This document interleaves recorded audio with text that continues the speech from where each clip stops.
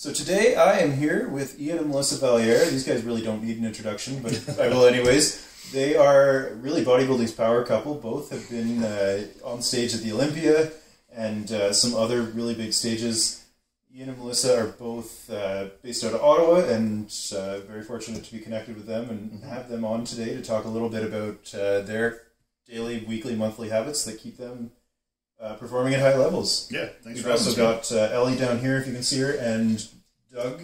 It's so silly when you second say Frenchie running around somewhere. This is Doug. Doug. He's hiding somewhere. Yeah, she's camera shy. They may make some guest appearances. So thanks for being on today, guys. It's awesome to be here with you. And so to start off, usually I just ask if you guys can get into a little bit, and if you guys want to take turns talking about it too, what sort of things you guys do day to day to keep yourselves at the top of the bodybuilding world? You answer. Me answer? You have much more like.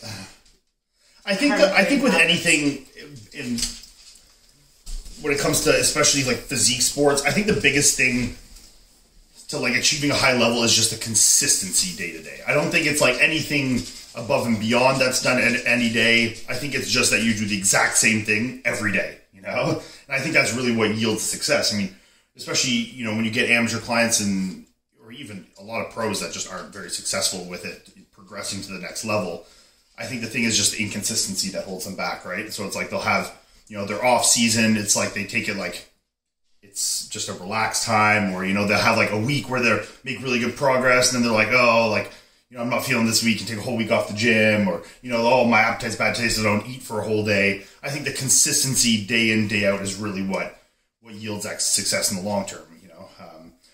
So, I mean, for me, my days are literally the exact same every day. I mean, without exception, and they've been that way for over a decade at this point. I mean, I wake up, I mean, right now I kind of operate on a weird time schedule. You know, like I wake up at like 9:30, 10, and I don't go to bed till like 3. So like I'm kind of like shifted late in the day. But yeah, I mean, I wake up, I eat, and then I sleep again. So I'll eat my first meal, like say, I don't know what, 10:30 till 11:30 kind of thing. You're usually gone. So I have no idea. And then I'll go back and usually, you know, toss something on Netflix or something, and I nap again until my next meal, which is usually till like 1:32, and then I'll get up, I'll eat again, and then I'll relax for a little bit more, and then I usually train after my third meal. That's just for me. I like training after, like she trains empty stomach or with little food in her a lot. I can't do that. I find for me to get like effective workouts, I have to have eaten a good amount of food, just like. Well, you also tell me not to do that. I just do it anyway. No, but I mean, I know there's a lot of guys that are big guys like me, you know, top level guys that train after their first meal and are perfectly successful with it. Just me, I can't, I don't find I could be as intense in my workout. I mean, Christopher says the same thing, though. Yeah. Christopher, like, will have nausea. Same with you. You kind of get, like, nauseous when you train heavy after first Yeah, you just don't, like, feel the same. It's like, you lose that kind of like gusto real quick, you know. So I usually train at least 3. I mean, some days I'll train after 2, but for the most part, 3 meals. And then I come home after I train. I did the same thing I did the rest of the morning, which is eat and relax. Yeah, you know? But that's why people suck at it, because people don't want to do this like monotonous it's the monotony thing. Yeah. They want something to change all the time. You know yes. what I mean? And it takes a lot of patience to do the same thing every day, and you don't see results like day to day. You don't day to day see results. You have to keep doing it, and then then you see results. So, but I think that's really interesting too, because to some extent, I think outside looking in without understanding what goes into it, there's a lot of people who would love to live this lifestyle. Like I can wake up, eat, take a nap, just chill all day. It's eat. like, maybe take another nap. Yeah, play PlayStation, relax all day. Yeah.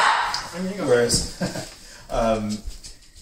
like when you get into that, or even when you've been doing that for more than a couple of weeks, and that for you to perform and for you to look the way you've got to and develop your body the way you need to, like doing that for more than a couple of weeks would drive most people absolutely insane. Yeah, I think that's where a lot of people fall off too. I mean, you know, and I see it all the time. Obviously, even with my coaching, right? Is, you know, people, and I think it's people, they're looking for some sort of like excitement in it that isn't there to be had. You know, like, you know, it's people always want to try a new training program. They want to switch their diet. It's like, but sometimes the key is in not changing things, you know? Yep. And I think a lot of people make this mistake, especially with training, you know, and I think this is some kind of old myth that's been circulated about, like, you know, change your training every week and you got to confuse the body or some kind of things. But I find the best progress I've ever made is by getting really good at a set of movements, like working with the same set of movements for an extended period of time and maximizing them as much as possible. If I'm changing them every week, how am I going to progress in that movement? You can't progress in 1 week of a movement, right? So, I mean, for me, like, I'll keep the same movements in my program for years at a time sometimes. I mean, until I feel that there's no more, you know, progress to be made in it, from whether it's a weight standpoint or from a volume standpoint, you know, something is maxed out in that capacity. There's a bunch of crazy dogs here. There are a bunch of crazy dogs here. It's too many. I feel bad for everybody who's going to listen to this and not watch it, because they're kind of losing the entertainment value of all the crazy dogs. But yeah, and I think that's where, you know, people are looking for that change all the time, and I think, you know, they need that variety to kind of keep their interest in it, which I think is. How many clients have texted you and be like, I need new training. That's what I was just saying. I'm bored. Can you give me a new training program? I'm like, why the fuck are you bored? Like, go get stronger. You know what I mean? Like, go like. But and that's how, I mean, if you look at some of, you know, the best bodybuilders and some of their big compound movements, they're extremely strong in, and that's because they've kept those movements there as their fundamentals, and they've progressed in those movements for 10 years. Yep. You know, if you start your chest workout with incline bench every week, you're going to get better at that eventually, and you're going to get really friggin' strong at it. You know, where it's like, oh, you do, you know, this 1 week and then another movement another week, and, you know, machine press, and it's like, I think that all the movements have a place, but I think you need to give them ample chance to progress within the set of movements before you just start switching things up willy-nilly just for the sake of it. Yep. You know, I think diet's a little different. I mean, I can understand people wanting variety in that, and I think there is a place for variety. I mean, I don't think you need to eat chicken, rice, and broccoli 6 meals a day. I think that's probably not conducive to being a good bodybuilder. I think that's going to make you not want to eat, and I think it's dieting, and I think there's no reason that that's necessary. You know, I mean, there's so many different varieties of protein sources and carb sources there. You know, you can season your food to make it taste good. I mean, if you spend even a little time in your food, I think you can make it very interesting. You know, and I think, I mean, even for me, like, I eat a different protein source in almost every single one of my meals. So I only eat chicken once in a day, you know, and then I eat white fish twice in a day. I eat salmon once in a day. I eat red meat. I eat eggs. So, I mean, there's a lot of variety in there, but I've eaten that same base, and the volume just changes, you know, so the meals are always the same, you know, whether it's, you know, the combination, and then I just increase in, right now, because it's off season, I'll just increase in, you know, either from the carbohydrate side or the fat side or something to increase the calories so that I'm progressing in that as my body weight adjusts, right? So, yeah. Well, and that was a conversation we had earlier this week that I was kind of surprised to hear that, yeah, the foods from on-season to off-season this year didn't change for you at all. Not really, no. And, because I know a lot of people will go into the off-season, diet completely changes. And so, and this is like touching back to what I said at the very beginning. Like sloppy people, though. Yes, and I mean, and I've fallen prey to that as well, where I've had the mindset of, like, get anything in at all costs, pound the calories, and I think there is people that have, you know, metabolisms where that might be what they need. You know, I think just getting, or like digestive tracts. Like, some people can eat that stuff and feel fine, and keep eating. Other people can't. Of course. I mean, I think anyone, if you eat it enough, your digestive system will adapt to it in some sense. But yeah, I mean, this year especially, I mean, my meals have remained almost the exact same. I mean, I'm eating, you know, chicken and rice, or, you know, fish and rice, or salmon and potatoes, and, you know, it's all the same, just the quantities just changed. You know, my protein came down, my carbohydrates came up, and fats came up. You know, because obviously when you're eating more carbohydrates, it's a little protein sparing, so you don't need to have your protein quite as high, because the calories are there. But yeah, I mean, for the most part, my food has stayed virtually the same since, you know, when I started working with Patrick. It's the same foods and just different quantities. That's really all it's been, right? So yeah, you know, yeah. And I think that's a really great, almost like life lesson too, not just bodybuilding, but that consistency. Even if something doesn't work out day one or week one, like, managing to stick with it, it applies, I think, a lot more to life in general than it would just to your situation. Absolutely, yeah. And like starting a clinic and starting a business, I found like the same thing. Mm-hmm. You know, you try something for marketing, and there isn't any traction. I think it's a good practice of patience for a lot of people. I mean, for me, naturally, I'm not a very patient person with a lot of things, but I think bodybuilding in this aspect has taught me a lot of patience and realizing like, you know, things don't come overnight in a lot of aspects, right? I mean, I've been doing this, you know, consistently for 10 years at least now, probably more. I mean, am I 29? Am I 29 now? Am I 28 or did I turn 29? 29. Jeez, forgot.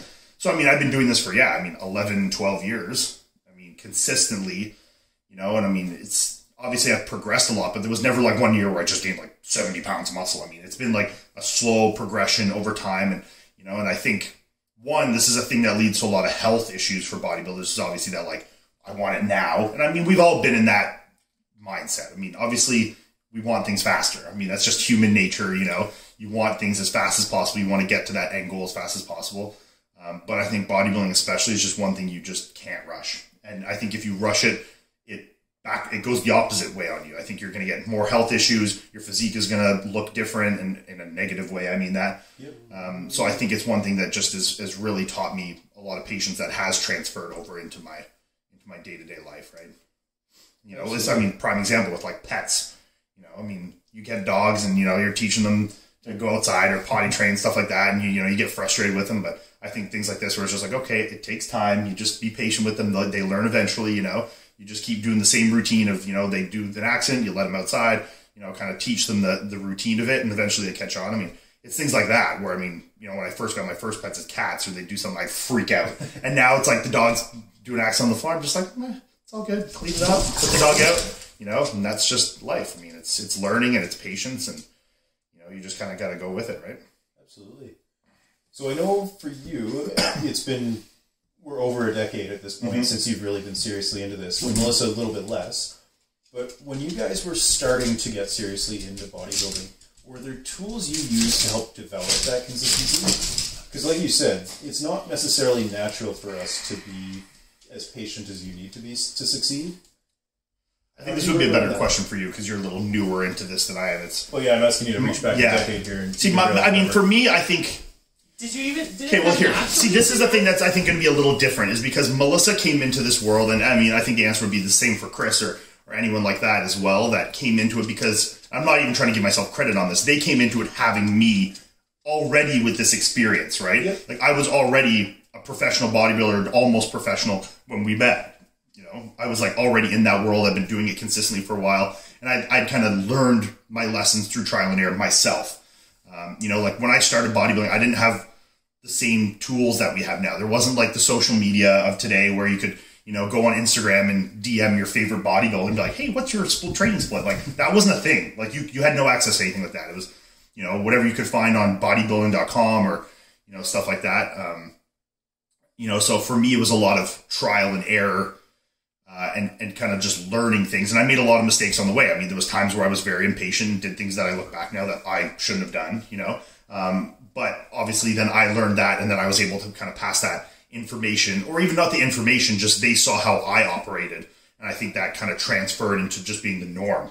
You know, it's like, okay, when you diet, you diet. Just cut and dry. You know, when you do this, you do this. Everything was with me was already developed. So then they kind of came into it. I think they just had me to look at and be like, well, this is how it's done, right?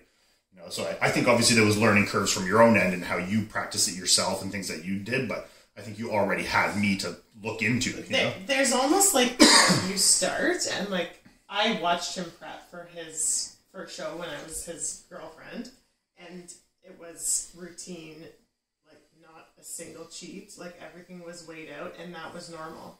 So I just thought that's how everyone dieted for a bodybuilding show. Exactly. Like, you don't have a cheat meal, you don't, like, that wasn't a thing. So when I dieted for my first show, that's what it was. And I still remember talking to other girls that were competing, and they'd be like, well, like, I had a cracker yesterday. And I was like, is that on your diet? And they're like, no. And I was like, why would you eat it? And it was just like... Because she had seen me, and I'm extremely hardcore when it comes to dieting. He is, and there's a reason, you know, he's on the Olympia stage and everything like that. But. So my first show, it was almost like I didn't really have to think about it, because you just blind faith. He's coaching me, and I just do whatever he says, and it works. And then you almost have to relearn after your first show?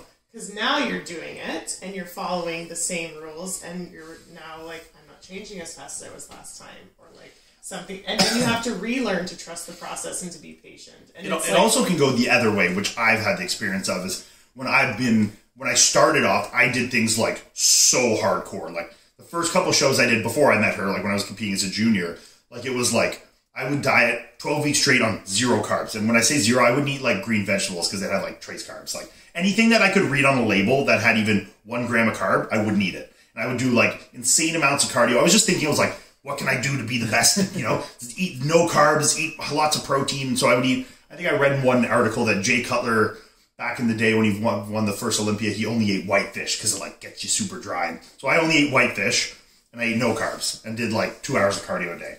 So then obviously when I realized that that was excessive, then when I got into my next preps, I was like, oh, well, I can get away with a little more. You know, like, oh, I can do this. Like I never was like cheating on my diet, but like you feel like you can get away with little things here and there that maybe you wouldn't have tried in the first one because out of fear of failure. But now you're like, you know, testing the limits of like what you can get away with and still look really good.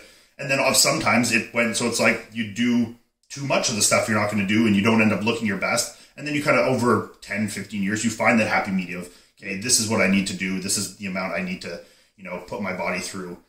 And I think that's kind of where I found that happy medium. I still don't ever cheat on diet, but, you know, there's points now where I can diet hard. And then there is, you know, designated refeed meals or stuff like that, right? But, you know, these were things that I kind of learned over time, right? So, well, my first 3 shows, so my regional level show in Sudbury, then I did provincials, then I did nationals. You did not give me a single designated cheat meal for those 3 preps. And also, this was because when I worked with the first coaches I worked with, I never got them. So I was just, I'd never done them in my life. Like when I prepped myself for my first show or 2, I was like, this isn't a thing you do. When you diet, you diet. Like cheating is cheating. It's like you're doing a bad thing.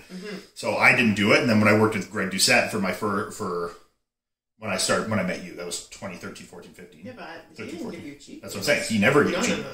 He still doesn't. I don't believe. So, you know, that like stuff like that. So I was just like, my whole world had been like, cheat meals are bad. You don't have this, you know? Yeah, you diet for 6 months. It doesn't matter how long it is. You're not going out for dinner once in those 6 months. No. And it doesn't even matter if you're ahead either. No, it doesn't matter. It doesn't matter if you're ahead. You still don't like have, you know, refeeds or cheat meals or anything. You just keep pushing. You can always be leaner, you know? Yes. Which I've learned now, obviously. And the bigger I've got, you have to be... Yeah, the more tissue you have, you need to be way more careful. Because like I could easily diet myself down like 20 pounds less than I need to lose all your tissue. Yeah, and like just turn into a flat like little pretzel, you know? Yeah. Which would look terrible. But I have done for sure. So, you know, it's as I've got bigger, you definitely have to be a little more open to the idea of eating off the diet when it's designated, you know? So, what I get, I kind of like the concept of being your own scientist too. Like, you know, be consistent with what works, obviously, but also don't be necessarily afraid, especially in the early stages, to see what is going to work for you and play with it. Because, you know, you can only ever get better that way. Yeah. So, I think this is a thing that a lot of people never get to really delve into is because I think they go their first show and now with the very like social media driven world, they see there's so many coaches online, there's so many resources there. They hire a coach their first show. They never really like test things out for themselves. And, you know, some people now, I mean, they will work out for 6 months, never been training, get into the gym 6 months, hire a coach and do their first show. So they've never even had like a stage of experimenting with training on their own or dieting on their own. It's kind of just like right into the dictating of what a coach told you. And you don't really know like your body at all. Yeah. So, and even, I don't think there's anything wrong with hiring a coach right off the bat. I advise it.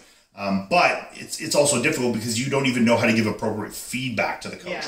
Right? Because if the coach is like, do you feel flat? Do you feel full? Do you feel this? You know, you don't know because you've never kind of run that course and experimented to know how you're feeling at the time you're feeling it. Yep. You know, so I think you kind of had to, you know, run the gambit on those a bit to kind of know how you're feeling. And, you know, I think that's something you can really just experiment on your own with, right? Do you remember when I won my first pro show? Virginia? Yeah. Do you remember the night before? No. Oh my God. I carved up clean all the time. Like that was 30 eating wasn't an option for me. And the night before Virginia, he was like, "You want to try and have a burger?" And I was like, "No." He's like, "Why not?" And I was like, "What if it ruins everything?" He's like, "What if it's awesome?" And I was like, "Oh my god, you're fucking crazy." Did we do it? Yeah, we did. We went out with my mom and dad. And Oh yeah, we did. Okay, yes, burger. yeah. I remember, yeah. And then the next morning we woke up and he was like, you look sick. And Yeah, I you was look like, good. oh. You're funny enough. You're not the only person to tell me that, actually. Yeah. So Lutfi, obviously, you Yeah. met Ajuan, Yeah. who won Mr. Canada, Yeah. I think 2010. His story of 10 winning yeah. that was that he more or less same thing. He said he overdid it the night before. Yeah. And then realized, like, oh shit, I probably just overdid it. Yeah. And then tried to rebound the next morning Yeah. to get harder and drier than Yeah. he normally would have tried. And he said he walked on stage and he was just like everybody else looks fat today. Yeah. And I've he heard looks, this he's like, story, you're fat, you're fat, you're fat, you're fat. Well, I mean, this And is then even by like the time he realized, sorry, just that like it wasn't that everybody else looked fat. It You was were just just that really he was peeled. so unbelievably Yeah. peeled. That Yeah. I mean, this is even the like Yeah. the super like I don't know famous story, but the Ronnie Coleman story with the Kevin Levrone. Have you heard this one?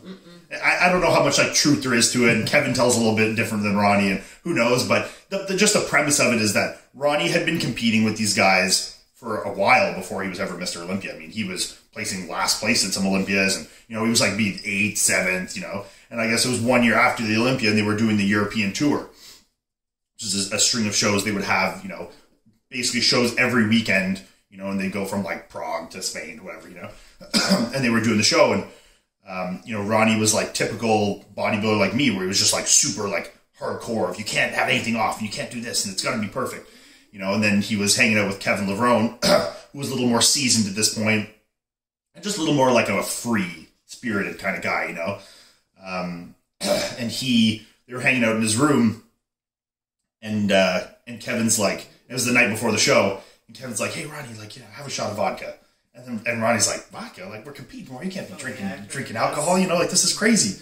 So whatever, one thing to the next, and he convinces him to have a little bit of vodka. Ronnie gets a little bit of booze in him, and then he wakes up the next morning, smashes all these guys in the show, never beaten any of them before, and then he goes on to win the Olympia, and I guess whatever the first one he won was 98, and then never lost again. And I don't know, obviously the wine doesn't have anything to do, the vodka, I think has very little to do with it. I think it was just like the opening himself up to like new things and, kind of just like going out on a limb and trying something different, right? And I think it just opened him up to like a different world of like, okay, we don't have to do exactly what you think, there's other options here, we can try different things. It's just a funny story that, it's like the start of the best bodybuilder of all time, Yeah. You have to. Yeah, exactly. Yeah. So, I mean, if you don't try, you don't know, Yeah. And you also usually have like an instinct, like you have a guttural thought that like is telling you to do something. And if you're too scared to ever follow that because like, oh, we've always done it this way, it's always been like this, like you're gonna miss out on some good shit probably, Absolutely. So another question I had for you guys, and this one's going to probably be a little more directed at Iain. Iain obviously being now one of the top coaches, having coached Chris Bumstead through his Olympia title, and coaching a fair few very competitive amateur bodybuilders that are going through, and was it Brandon Coop that won? Brandon Cooper just won, won his pro card this year. Is that year. Nationals USA's? I always get them confused. I can't remember which of the two it was, quite honestly. There's two of them that it's a big deal in the US, So taking people through from the amateur ranks into the pro ranks, how do you work with somebody on, because a lot of these people have day jobs, right? They don't get to live that necessarily pro bodybuilder life where you can structure it that way. Yeah. How as a coach do you help somebody structure their day? He doesn't give a shit about what their day is. Yeah, I mean, to be honest, I don't. And he doesn't. Fair. You have to leave on the athlete in terms of their will and to make things work. Because I can make suggestions, and I do make suggestions, and I've had people that work shift work or they work nights and this, and you can make so many things, tailored as much as you can, but at the end of the day, it has to be what they're going to do, So, yeah, really, I mean, I don't think there's like a direct answer to that. I mean, for someone like Brandon, I mean, it's really just I lay the plan out and he makes it work, around his schedule. He's also not an excuse maker, though. Have you ever had clients that are like, yeah, of course, But those people don't turn pro.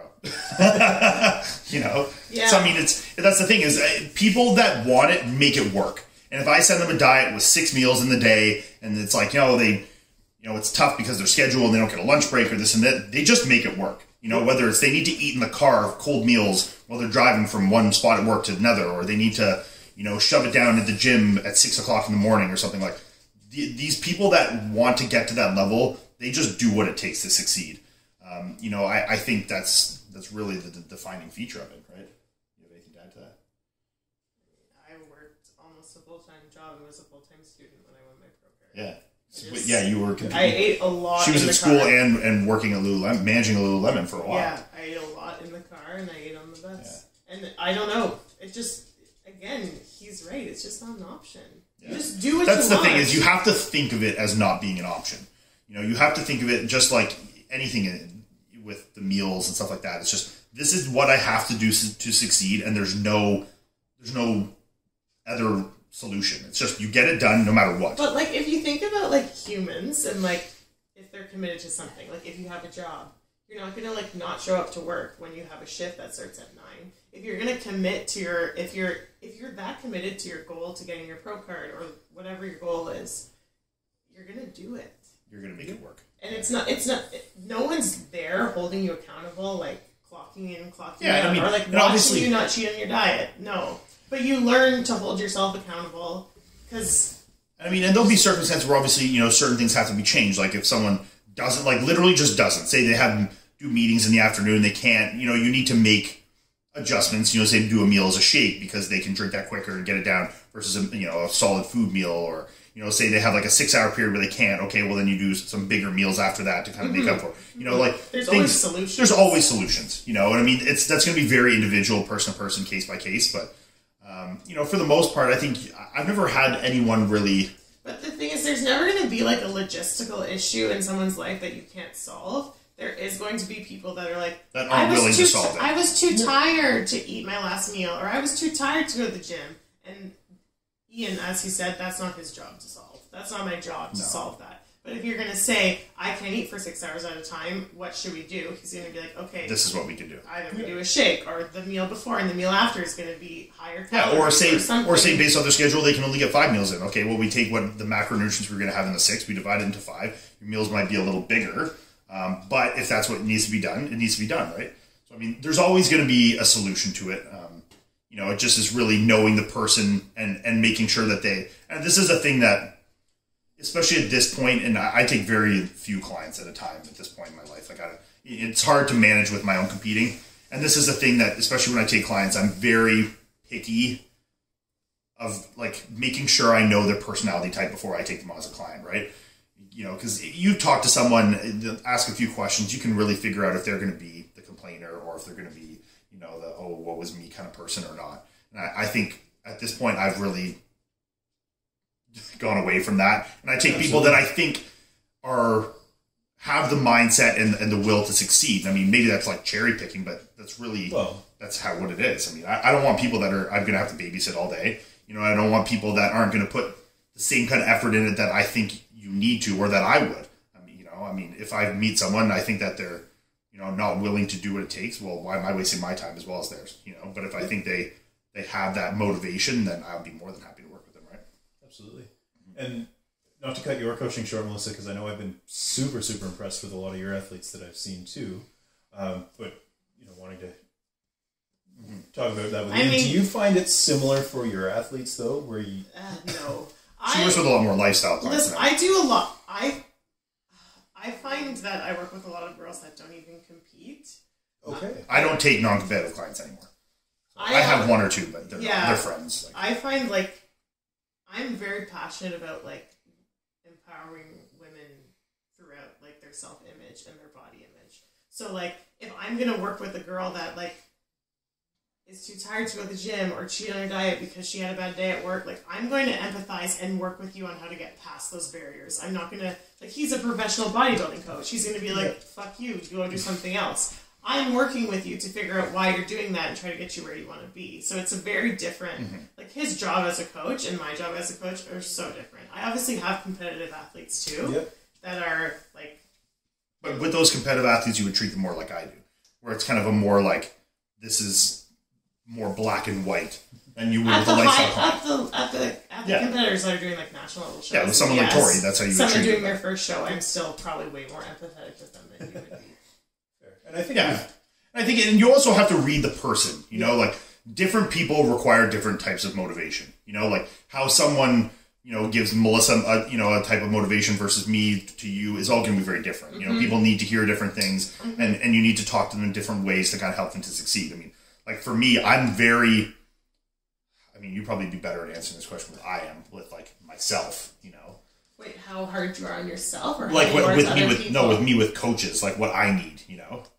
Like how I am is like I don't take criticism very well without reading into it way too much, you know. So like I know when I worked with Matt, like Matt got very good at like kind of tiptoeing around like how he would say certain things, you know, like to kind of say something positive with like throwing in the thing we need to work on in a very like subtle, light way, you know. Where it's like me, I have some clients where I'd just be like straight up like, yo, you look like shit, you know? Where like, if Matt said that to me, like my life would be crushed, you know? So it's like, you need to kind of find, you know, the things that are going to make, you know, fire that person up and make them succeed the most. And it's going to be very different person to person, right? Yeah. You know, where someone like Chris, when I coach Chris, I'm brutally honest with Chris. I don't know if that's the best way, but I feel like we've done pretty good. So it must not be not working. I mean, maybe he goes and cries about it after, but he gets in there and he does business. So it's like, I don't really give a shit at this point. You know, it's like we won Olympia, so like I obviously can't be doing that bad of a job.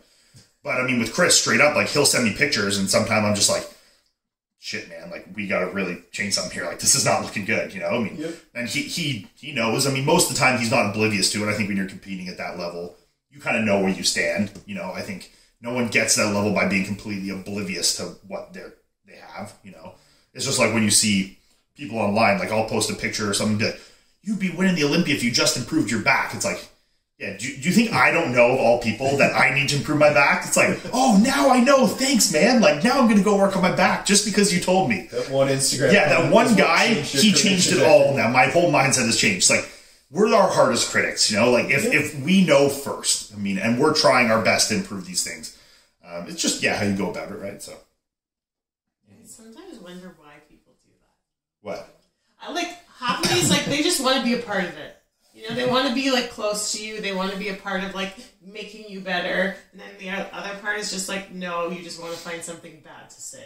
You know what I mean? Yeah, I'm not sure. Like, all the people that are always like, you don't have a butt. No booty, or like no bum, and it's you're like, I know. I'm like, do you think I actually never train like my posterior chain, and that's why it looks like that? It's just like that, and I just don't train. I actually don't care. Like I'm just gonna let it be like this. Like, that's it. Just whatever.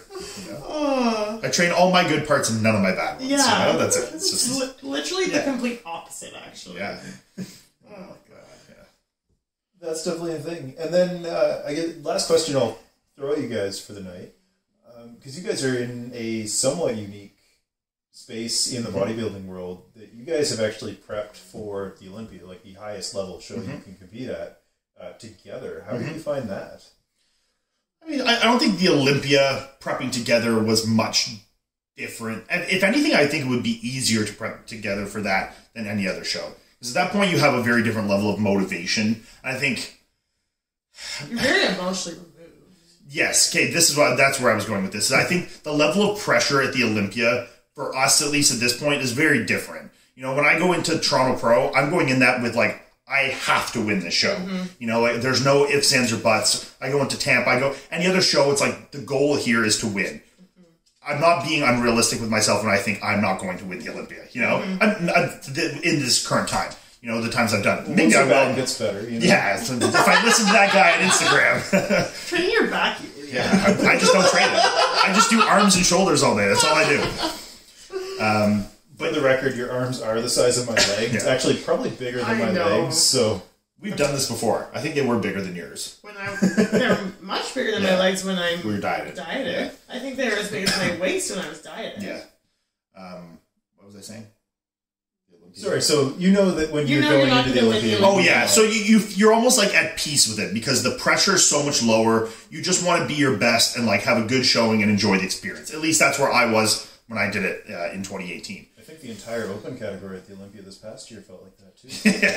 It seemed that way with the quality of some guys. Yikes. But yeah, I mean, I just didn't feel the same pressure. I think if I was to do it again, there would be the pressure to obviously surpass my placing from the first time. But I had no precedent, no like standards set for myself at that point. You know, I had goals that I think if I hadn't achieved, I would have been upset. You know, my goal for the first one was I just wanted to get a placing. So for people that don't know, at the Olympia, if you place in the top 15, you're like 14th, 15th, but then after 15, it's just 16, 16, 16, 16. So if there's 30 guys in the show, everyone after 15 is just 16, you know? They don't judge those guys as placings. So my goal was just to get a placing. I just wanted to be in the top 15 guys in the world, which I accomplished. And that was just really all I had set out to. If I had been in the 16s, I probably would have been kind of upset about it, you know? And you kind of have that feeling of like, maybe I don't belong here, you know? But I proved to myself that I did belong. I beat guys that win shows every year and that I thought were, you know, in my mind before that, I thought I wouldn't beat, you know, guys like Juan Morel or Michael Lockett, you know, guys that I hadn't beat before. You know, so I think that was a big proving thing for myself. But yeah, it's a very different kind of motivation, because I don't think you're less motivated going into the Olympiad by any means, because you obviously, the stage is bigger and there's a lot more eyes on you, and you want to, you know you're in front of the biggest judges that it counts the most, and you want to leave a good impression, right? But yeah, the pressure is much lower. I mean, when I go into, like, I know Toronto Pro last year, like, I ate myself alive in pressure. And I think that's probably a lot of the reason why I looked, I mean, what I would say is one of my lesser looks. I didn't look bad by any means.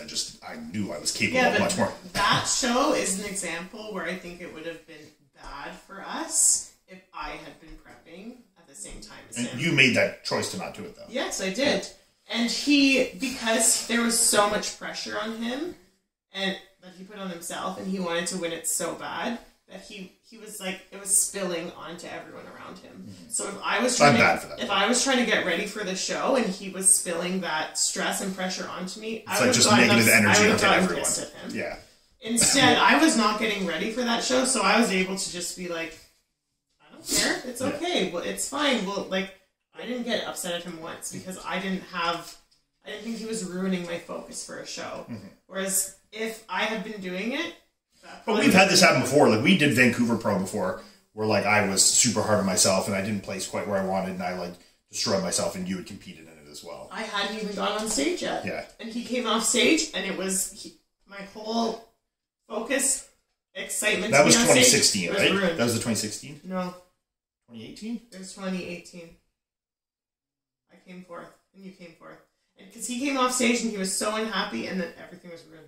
I couldn't even focus on going on stage myself because he was so upset. When I look back to that show now, I thought I was like happy with it, but I remember at the time I wasn't. At the night show you were. Oh yeah, because pre-judging, oh my good lord. Yeah. And so when things like that happen, it's hard to do the same shows. Yeah. I don't like doing the same shows as him anymore. We really haven't much anymore. No. Well, I mean, yeah, since I've known you guys, you haven't. So yeah. We did Vancouver together. 2018. That was it that year.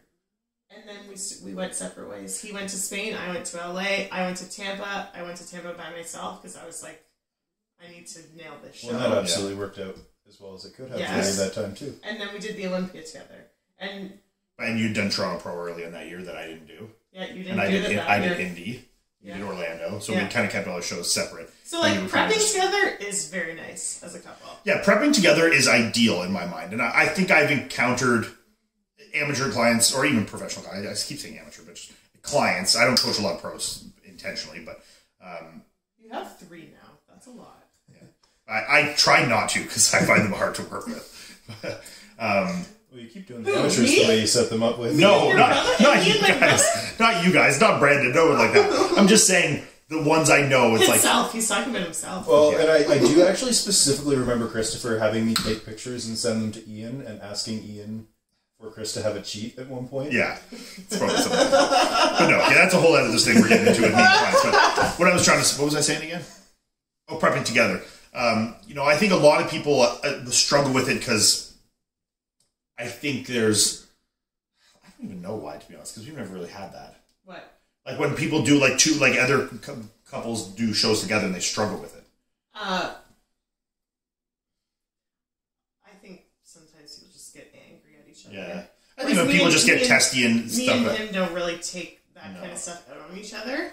But there's stress that like he'll lean on me for that sometimes will like be heavy on my shoulders, or probably vice versa, especially you as my coach. But like we would never be like hungry and like be mean to each other. We like still love each other so much that would not happen. Yeah. I think other couples, I'm not saying they don't love each other, but I think you hear about them like being, he didn't take out the garbage and I'm so tired and I'm like, you hear that stuff when they're prepping. I think social media obviously causes a lot of issues for people as well that we don't really let that get involved in a relationship. That's bullshit. Well, but really my point was I think it's much easier to together because one, you have a common goal, and two, it's not like I'm out eating McDonald's while she's like at home eating like fish and rice, it's like, so you kind of have that like same, goal towards everything. You're kind of on the same page with stuff. It's not like one person's like, oh, I want to go see a movie and eat popcorn next to you while you can't, it's like, you're kind of in the same page and everyone can kind of be equally unhappy together. I mean, I enjoy prep. We're not unhappy. I'm more happy doing prep than I am any other time of year. So I don't think we're the people. I just said that as a joke. People